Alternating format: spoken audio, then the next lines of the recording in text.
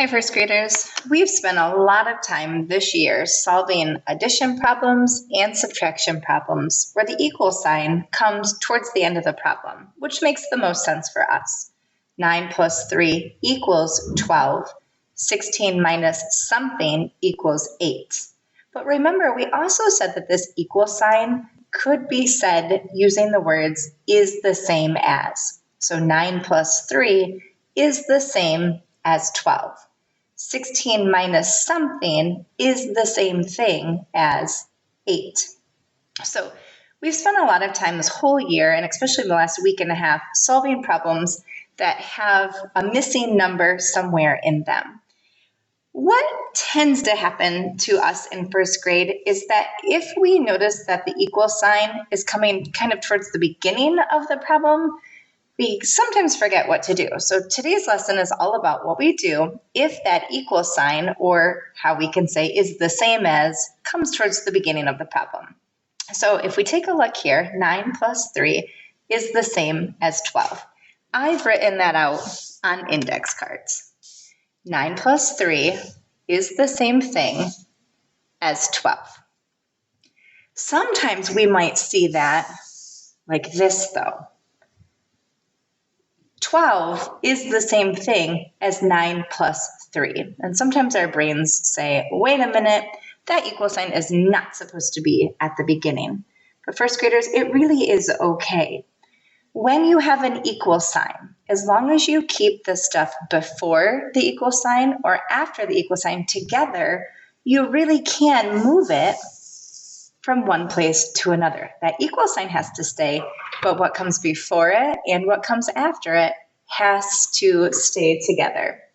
So here we have 9 plus 3 is the same as 12, which really is the same thing as 12 is the same as 9 plus 3. I'm going to keep my equal sign there.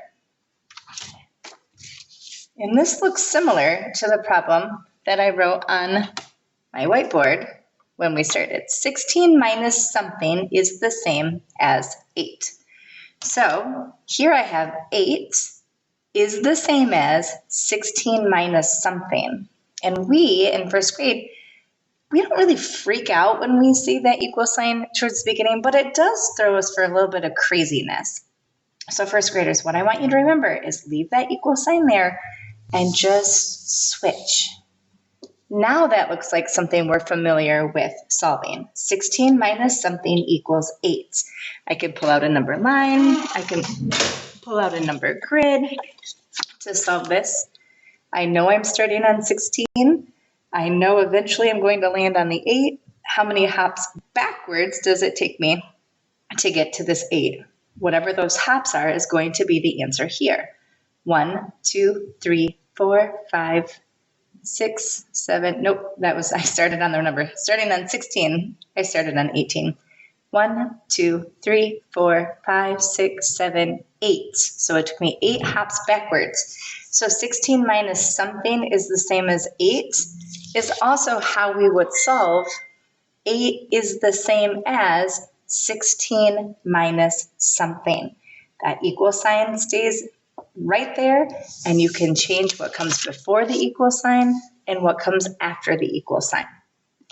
Now, first graders, I know when you have math problems in your math book, you can't switch them around, but you can pull out a dry erase board and your felt or your eraser and your marker, and you can rewrite it. So here we have 7 is the same as 5 plus something. And you might be thinking, your answer isn't supposed to come first.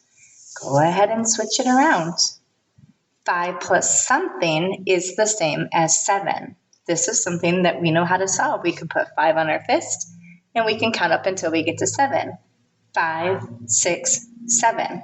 So 2, 5 plus 2 is the same as 7, or 7 is the same as 5 plus 2. I've got one more example here. I'm going to leave my equal sign right there. 14 is the same as something plus 3. Now remember, this is what kind of confuses kids. We're not used to our answer coming first. We're used to our answer coming last. So let's switch it around. Something plus 3 is the same as 14. And these are problems I know how to solve. Something plus 3 really is the same thing as 3 plus something. I just made a new card. Those are the same.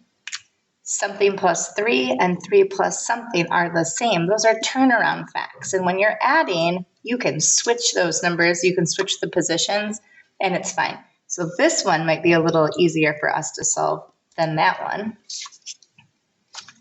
3 plus something is the same as 14. I can start on my 3. I can see how many hops it takes me to get up to my 14.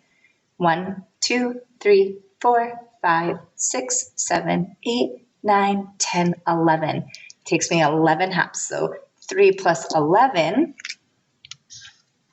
equals 14, or I can say 14 equals or is the same as 3 plus 11. So first graders, what I want you to take away from this is this equal sign is not meant to confuse you. It's not meant to trick you.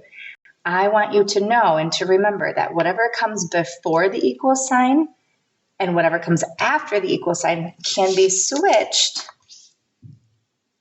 and it still means the same thing. Nice work today, first graders.